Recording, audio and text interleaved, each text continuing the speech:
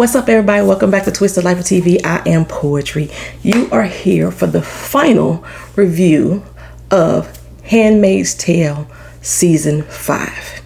Now, we all know Season 6 is the final season of this particular series. But, child, I'm going to tell you right now my thoughts and my opinions. I did not like Season 5. There was so much wrong with it. I was nitpicking all freaking season, and I'm gonna tell you right now, I nitpicked this entire episode as well.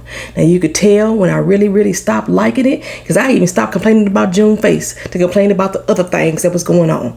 Well, just so y'all know, season 6 is not supposed to focus so greatly on the character June. First, I was wondering why that was happening. You know, because they have made June this song superstar. They're going to focus on some other things. But I think the reason is that the actual showrunner has decided to step down. He stepped down and he's letting Elizabeth Moss, who is the actress that plays June, take over the day-to-day operations. Now, there are 2 other showrunners who are going to be running that end of it. But Elizabeth Moss is basically taking over for all of season 6, which means her character is not going to be as big, because she has too many shoes to fill in this particular season. But I think season 6 is going to focus more on the transition between the end of this series to the New Testament. The New Testament, I don't want to give too much about it, but it's 20 years later in the New Testament. 10 to 20, is it 10 years later? 10 years later. No, it's longer than that. It's 20 years later. It's 20 years later in the New Testament. They have already greenlit that show. The New Testament is coming.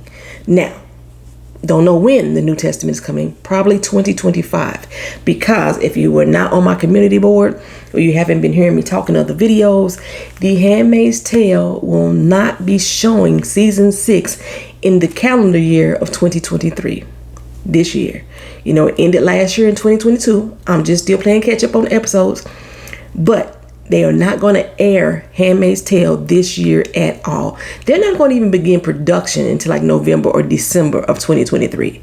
So, we had all the time in the world to get to this doggone final.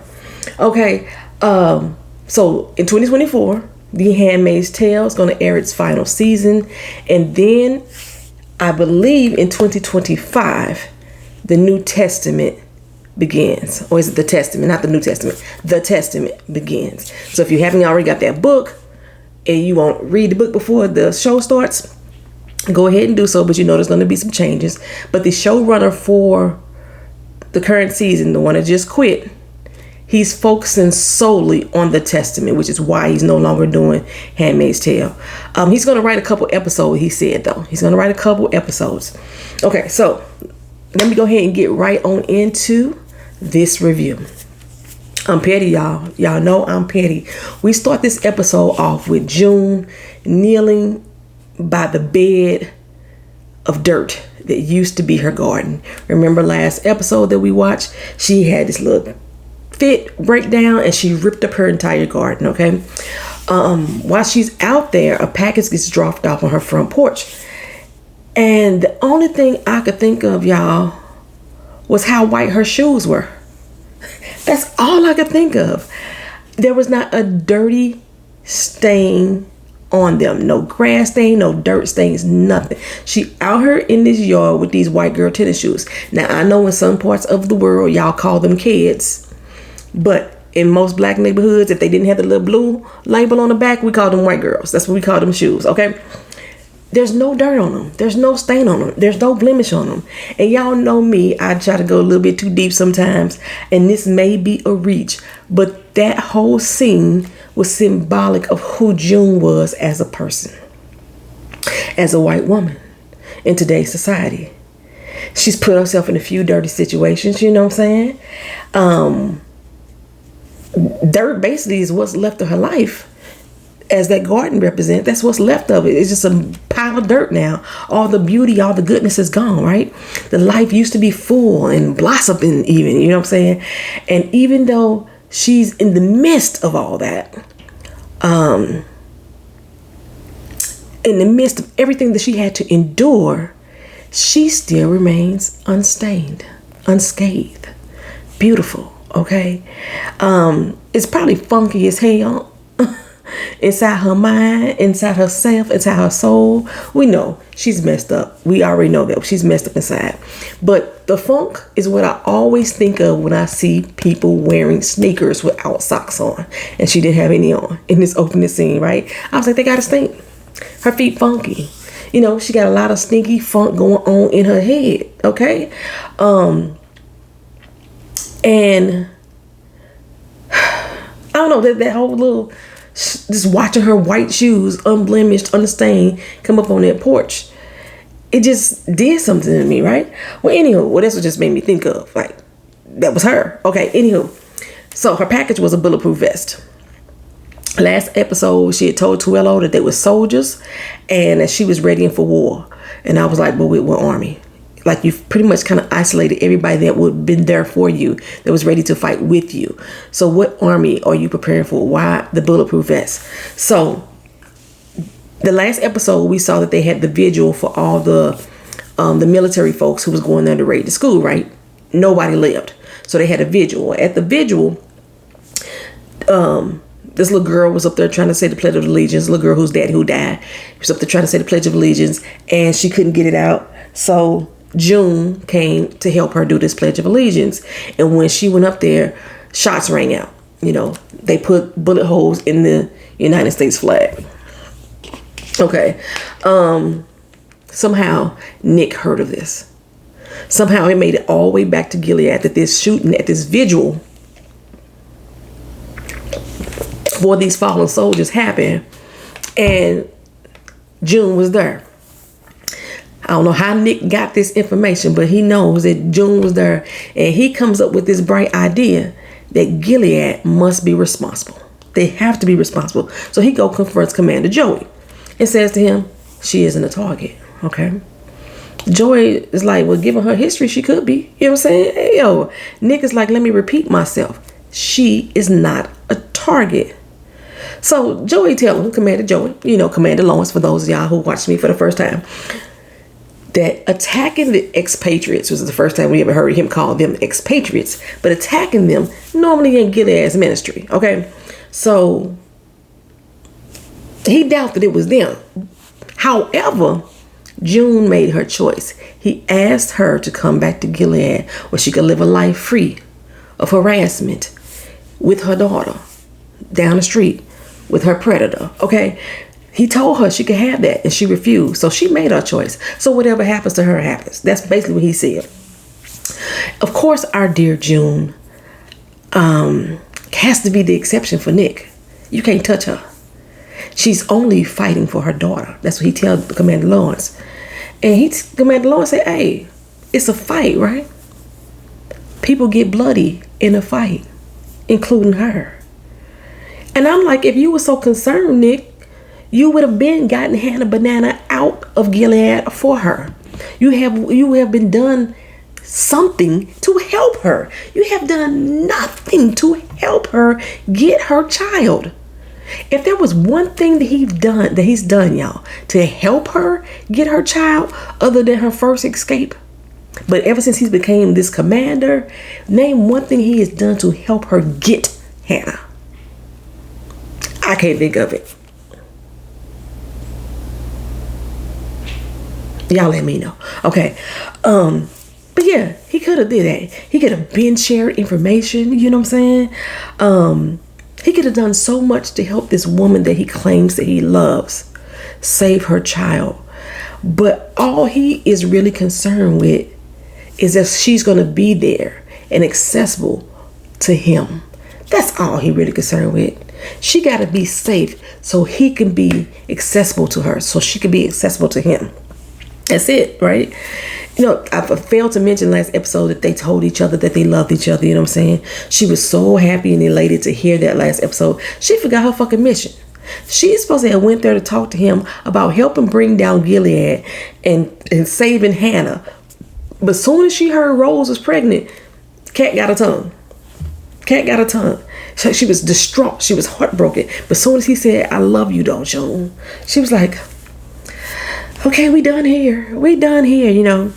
But I guess knowing that Commander Joey don't care if June live or not, which I've already said he's an asshole this whole time anyway, this will probably make him all in now. He's going to jump on board with Tuello. He got to save his precious June. Like, fuck the big picture. Fuck everybody else that's being held captive here. Fuck everybody else who's Lord, I forgot my train of thought. Fuck everybody else, basically. I don't want to keep saying the F word that many times, but shit, fuck everybody. That's what he basically saying.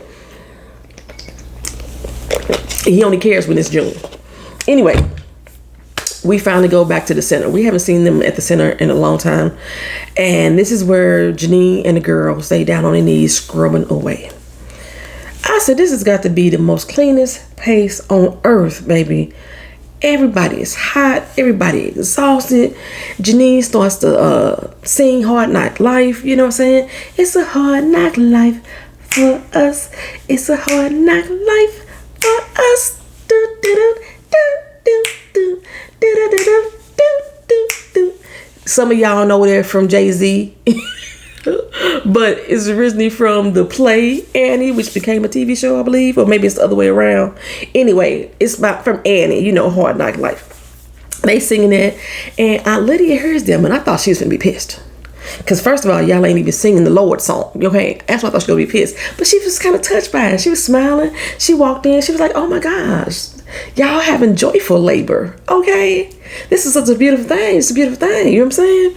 She said, "But I do think that God would prefer a different hymn. You know, Hard Knock Life ain't what, you know, God really wanted up in her." So, one of the Martha's come in, not Martha's aunts come in and tell Aunt Lydia, "Look, we noticed that you've been favoring Janine a lot, right? You need to post her, because if you don't, they're gonna come in and take her and do something with her." Okay, so Aunt Lydia is like, "Okay, let me go ask some people that I know need a handmaid." So she went to Naomi. Now, for those of y'all who don't know, Janine used to be Naomi's handmaid. Okay, the baby that Naomi has is Janine's baby, right? Janine thought that she was in love with Mr. Putnam, okay? The same Putnam that was just trying to molest our little homegirl and then got taken out by Nick, that man, okay? So she got to go back to him, okay? And I think one of the thoughts is that too, Aunt Lydia knows that Commander Lawrence ain't never slept with his handmaids. They forced him to sleep with his handmaid before. But normally he don't sleep with his handmaid. What the fuck? It's something flying around my goddamn room. It's always something flying around my room. It's getting summertime and they'll be opening up the back door and gnats be coming in and shit. Okay, anywho. So, Naomi is like, "Girl, you got me fucked up. No, I don't like that girl. I don't want her around me at all. I damn sure don't want her around my doggone baby that she think is hers," which it really is. But okay, anyway. So, y'all know Aunt Lydia can be convincing. She's very manipulative. And she gets Naomi to agree to think about letting Janine come in. Okay, so we go back to Canada, right? June and them, they trying to enjoy some peace and quiet. You know, little Holly is asleep, but who comes banging on doors? Tuello. Tuello is always at their motherfucking house, like he friends and buddies with them, right? He comes by to tell them they caught the gunman. Now, I was like, he can call and say that to them. Did he stop by all the rest of the families that was there to tell them that they caught the gunman? No, they stopped by and do this to anybody else. Just June. She's special. What makes her so special? Y'all assume that he was going after June too? They just knew June was going to be at this vigil. They just knew June was going to go up there and do the Pledge of Allegiance with the little girl. That's what y'all trying to tell me. Anywho, I was like, they couldn't possibly really think that June herself was in danger because she walked out the house with Tuello. She walked him to his car. His car that was not parked in front of her house. It was down the street and around the corner is where they parked at, right? She walks to his car. Stands in the middle of the street. She's standing there and she scopes the neighborhood. And she realized that people are moving. They leaving. Where they going, we don't know. But there's like several moving trucks on the street. There's a lot of for rent signs on the street. And all of a sudden she sees some lights on a truck pop on. Why these lights popping on in the middle of the daytime, I don't know. But still, the lights popped on, right? And she's walking back to her house. Now, she just walked her ass down the street with Tuello on the sidewalk. But now, she wants to walk in the street back to her crib. She's feeling suspicious about this vehicle that just popped its headlights on in the middle of the daytime and starts to slowly approach her. She don't go jump on the sidewalk, get out the street. She just turns around and keeps looking and keeps looking. Now, this man was a block away. Because she stopped in the middle of the intersection where Tuello was parked. And he was on the other side of the street. She watched this truck approach her. And then it sped up and pow, smacked her ass. Went flying in the air. Girl, I thought she was Superman. First I thought it was a dream. I thought that she was having a nightmare. That's what I thought she was having. But no, ma'am, Pam. This truck really hit her ass. But hit her and stopped. He didn't hit her and keep going. He stopped. And she down on the ground. And she in pain. The sound is whistling. And she turns over on her back. And she spreads out like Jesus on the cross. And he sped the fuck up and rolled over her ass, crushing her left arm. You heard the inaudible screams. It's inaudible, but you still hear it because you know she did act that part out really good. You hear the inaudible screams coming out of her. And the guy, I'm like, ain't nobody on the street finna rush to see what's happening? Nobody. All these people out here moving, loading up load trucks. Nobody run down the street. Nobody run out the house. Have y'all ever heard an impact of an accident where somebody hits a person and or vehicle or object? It's loud. You all peek out your window. You did something, right? Nobody hears this. He stops again on the other side of her and decides he's gonna back the fuck up over her again. He starts to back up. Then you hear Luke saying, "Stop. What you doing? What you doing? What you doing?" He stops for Luke. He stops for him. Allows Luke to come up to his vehicle, grab him out the truck, and commences to fight him. Now, you can see that Luke was wailing on him and everything, and the man was fighting back and they tussled. The man got out of the vehicle with the shotgun in his hands.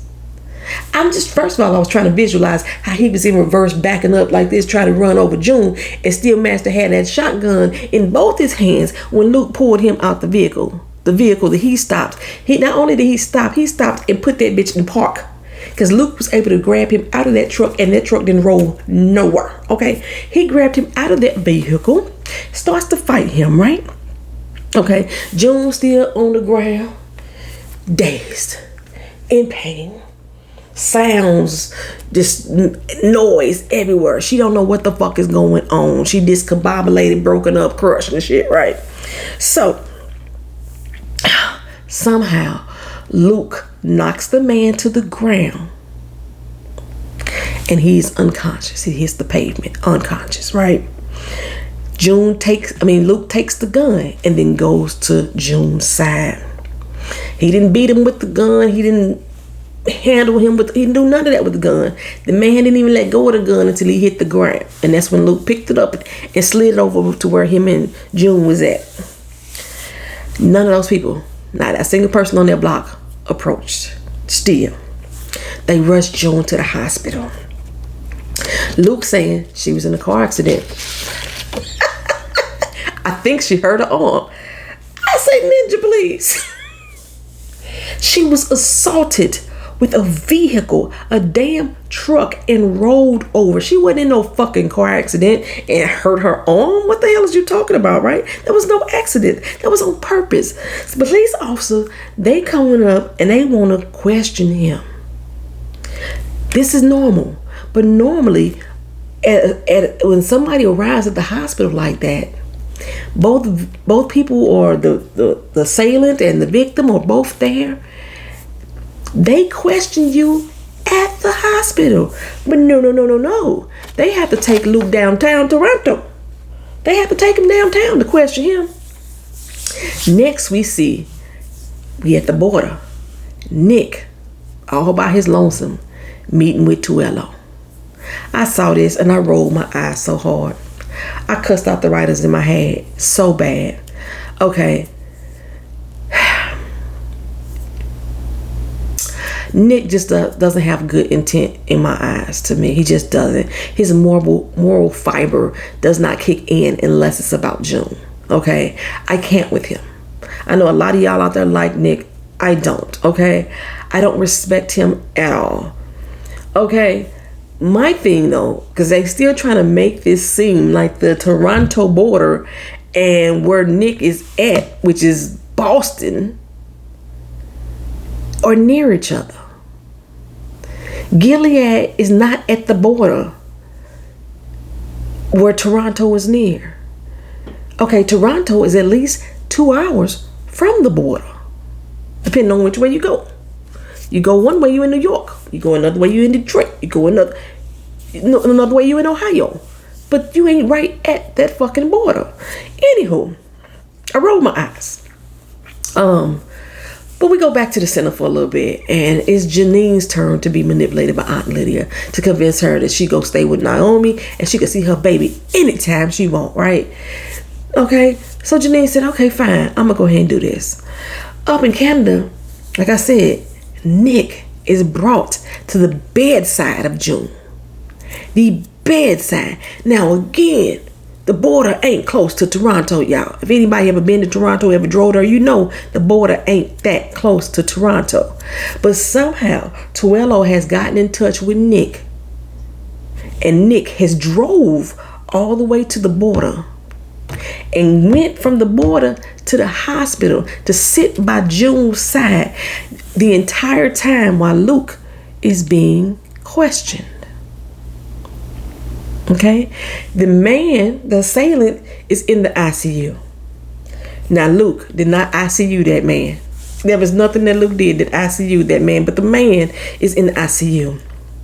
And I'm sitting here thinking, I wonder how Luke would feel knowing that Nick was here.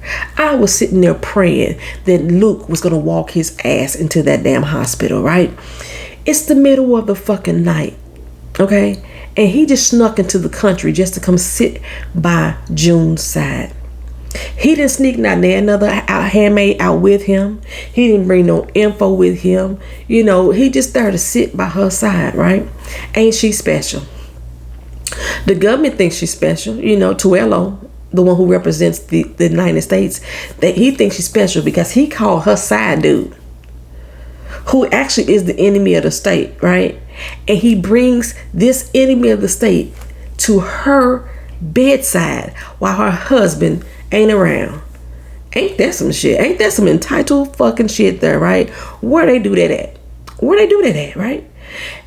And I'm thinking, fuck, how long is he being questioned? Like, June done been through surgery, got a cast on, everything. And she gotta have some pins and screws if her arm was crushed like that. She gotta have it in her arm.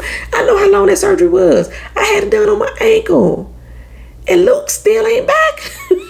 Oh, child.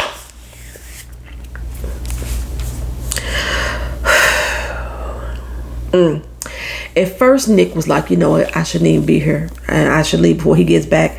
I don't even want her to know that I'm here. And Tuello was like, no, you need to stay. She would want you here, right? So he sat down. And I couldn't figure out in my mind what he was grappling with at first, because he kept looking around.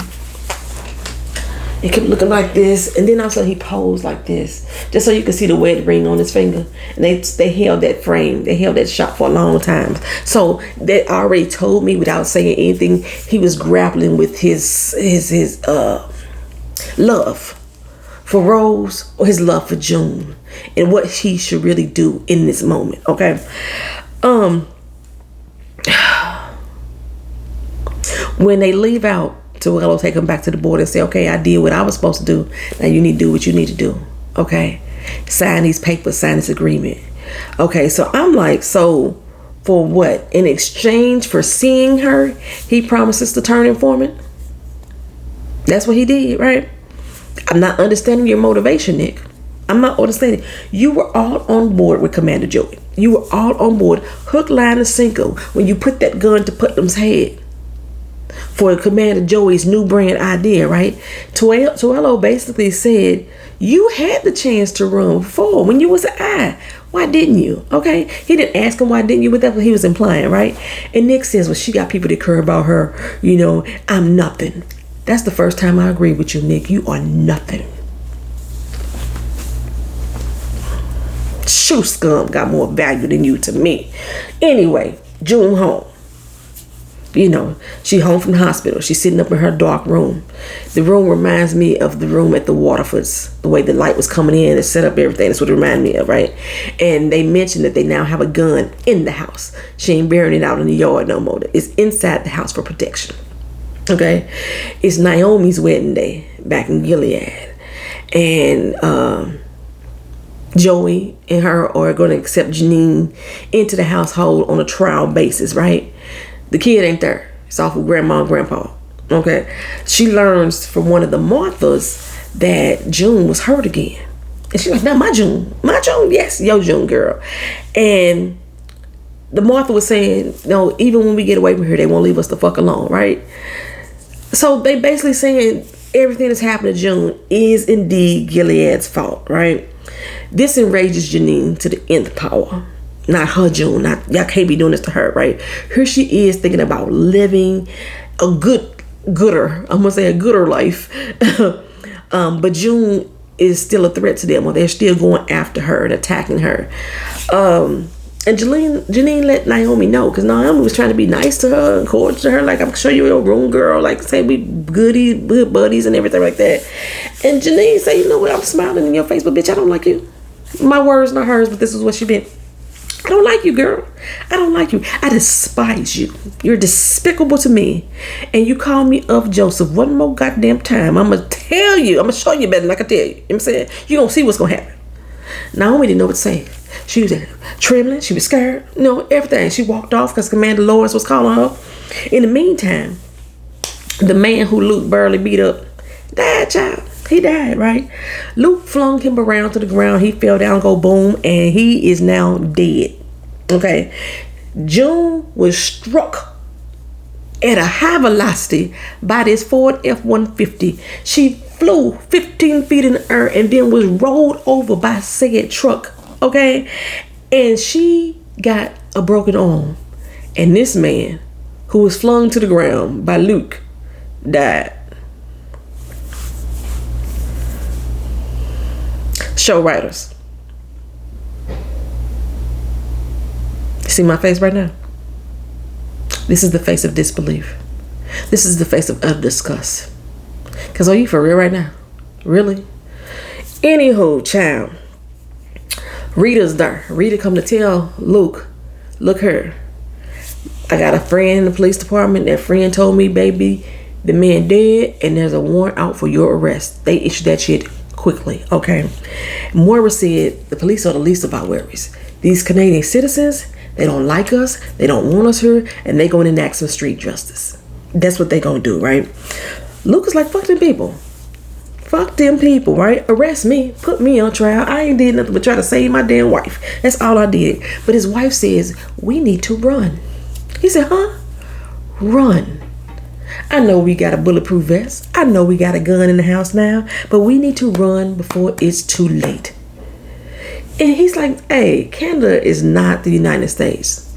She said, he said, Canada is not Gilead. She says, America wasn't Gilead until it was. We waited too long.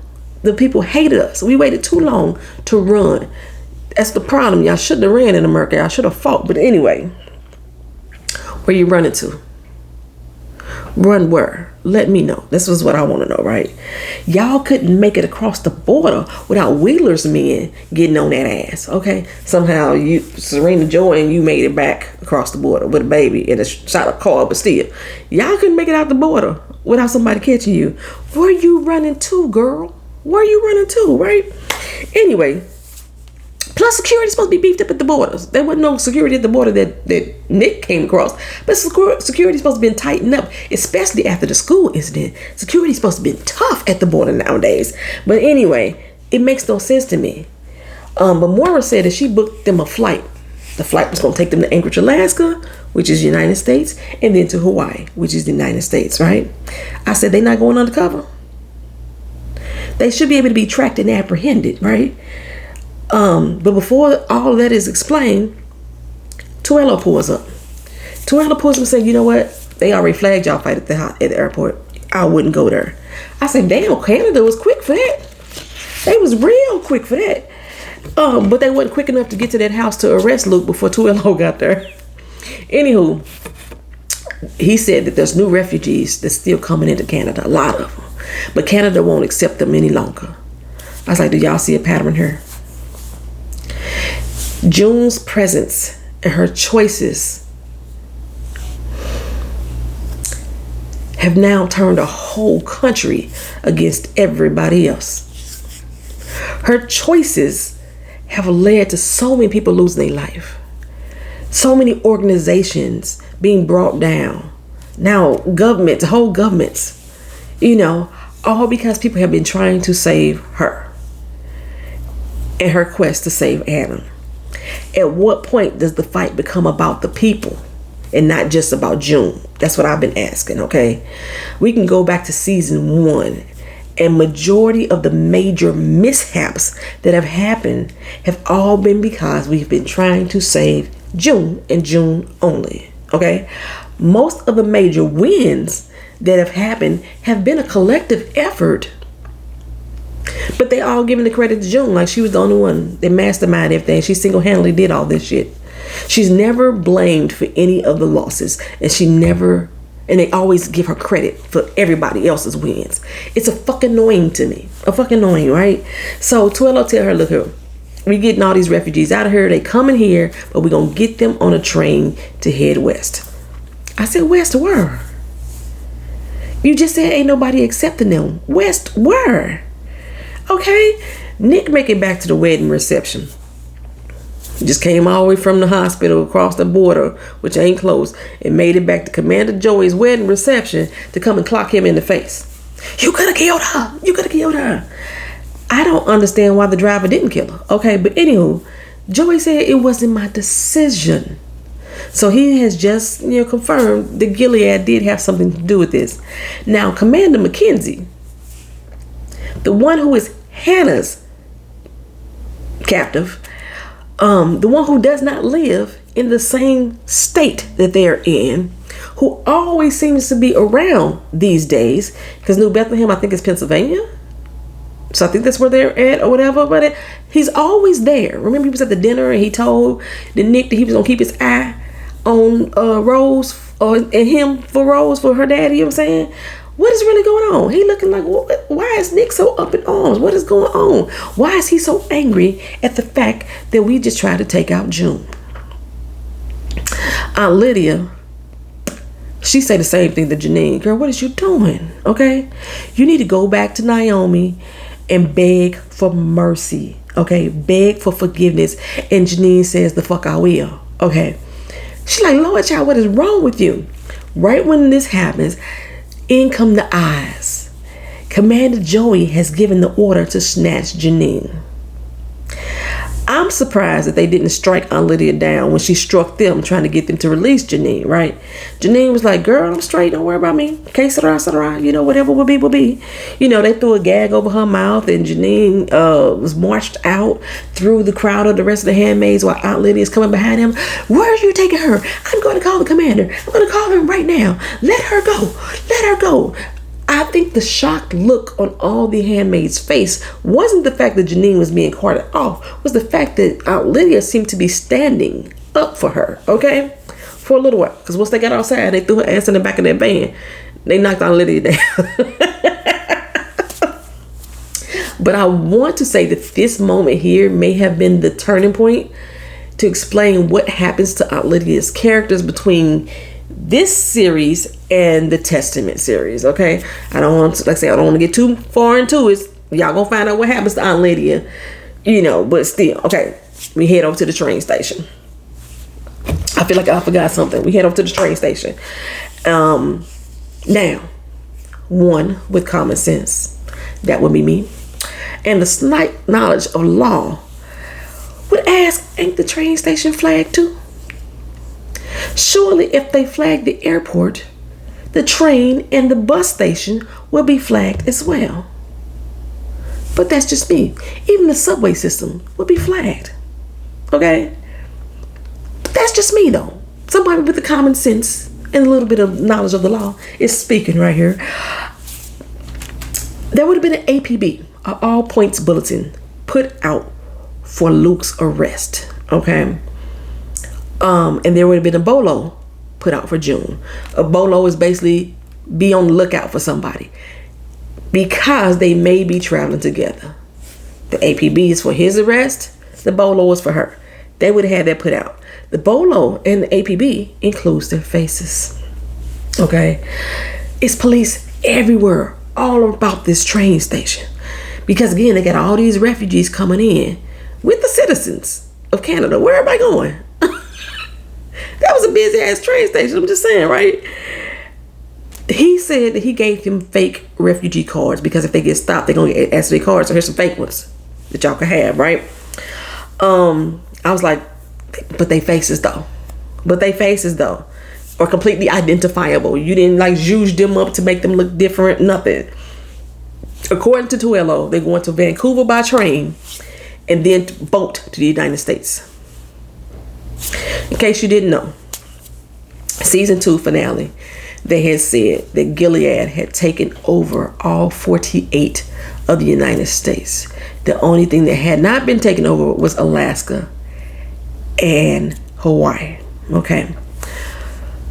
However, majority of those states that have been taken, well, they said it was taken over meaning they got it all, but throughout the rest of these seasons they have been saying that majority of those states are not 100% taken over. So if you didn't know, all the states that have been completely taken over by Gilead: Minnesota, Wisconsin, Illinois with the exception of Chicago, Indiana, Ohio, Tennessee, Kentucky, West Virginia, North Carolina, Maryland, Pennsylvania, Delaware, New Jersey, New York, Connecticut, Rhode Island, Maine, New Hampshire, and Massachusetts. Okay, all the other states have not been completely taken over by Gilead. They have been infiltrated, but they are no longer part of the United States. And Commander McKenzie, the one who has Hannah, he lives in Washington State, and he's supposed to head the Gilead organization there. Anyway, like I said, they have repeatedly told us the only 2 states that wasn't touched was Hawaii and Alaska. I was like, well, they finna take a boat from Vancouver, Canada to Hawaii? Child, come on now. Anywho, and not be apprehended by Gilead at all. You got me fucked up if you want me to believe that. You got me messed up. Okay, anywho, while they're at the train, they noticed the heavy presence of the police. And June tells Luke, hey, you see them right there, right? He like, yeah, so what I need you to do, you and Holly, y'all go a little bit ahead of me. I'm going to be right behind you, okay? I'm like, he ain't getting on that train. You can see it in his face. He ain't getting on that train. He finally gets spotted. I told you because they had their faces. They like, oh, there you go right there. But he gets spotted amongst hundreds of people. It's a lot of god doggone people. I could see if the people that was checking tickets at the thing, the police that was there, you know, checking if they are the ones who noticed him. But no, this some random Toronto PD come in and they say, oh my God, there, look right there. He was noticed. And they come and they arrest him. And she was all screaming like, no, don't leave me. I can't do this alone. Well, speaking of arrested, they also got Nick. Now, Putnam was just put down for his insubordination to Commander Lawrence. What they gonna do with Nick? I'm telling you, that look here. Jail ain't good enough for me. Do they even have jail? I don't even think they got jail for real. Like, he was in a jail cell, but they don't keep you in jail long. They kill you. That's what they do. Put you in the well, they don't put the men in the yard. They just hang the men. They just kill them. But Nick's in jail, and they allow Rose to come in and talk to him.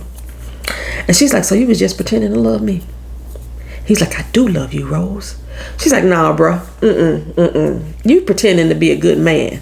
Because somebody who's a good man and who loves me, who has love for their pregnant wife, wouldn't be running off every time their girlfriend call and going to her, right?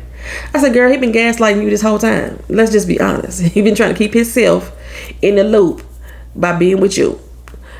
Rose finally realizes this. She finally realized that June is who he wants and who he's always wanted. And he admits it. He admits it. So she said, you know what? We done. I need out of this marriage. And he like, baby, don't go. Right. He like, baby, don't go. I'm saying. And Rose tell him, look, you had a good thing. You had a good thing and you lost it. Love wasn't good enough, baby. Oh, is that how the words go? You had her? Anyway, you alone now, Nick. Okay? Because unless somebody break you out, you ain't finna get free to go run to June. But if that's how they write that, they gonna end up together if that's how they write it. Anyway, June has said that she couldn't do this alone, but baby, she ain't gonna have to. Because guess who on the train? Her buddy, Serena Joy, her BFF for life, okay?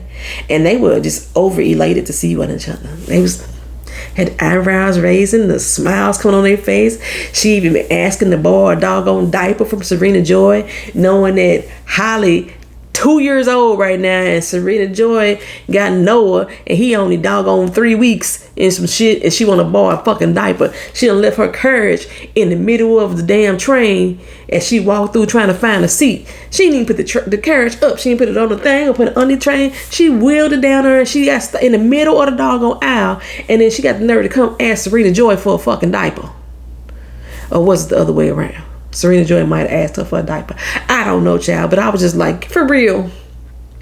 Serena Joy, the person who didn't have no papers, because she wasn't a citizen of nowhere, no papers, they got her on this train.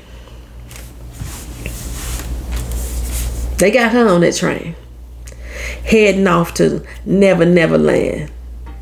She told Luke to come find her. How he gonna come find her? He in jail. Like I said, nobody on the street was even there to give a statement. Nothing. Police didn't talk to nobody. Okay? And they own the freedom together.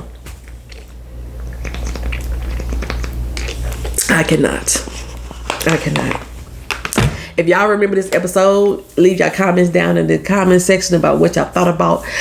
Tell me what y'all thought about this season as a whole. Or y'all feeling the same way I was feeling? This was not it for me.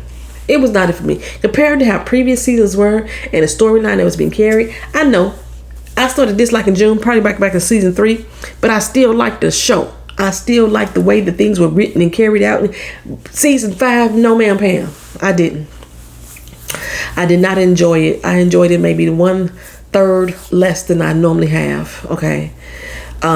I didn't go 2/3 less, because that's why I'm still gonna come back for season 6. I will be here for season 6, and we're gonna watch that. And hopefully with the New Testament, because I'm gonna review that it give us new fresh blood.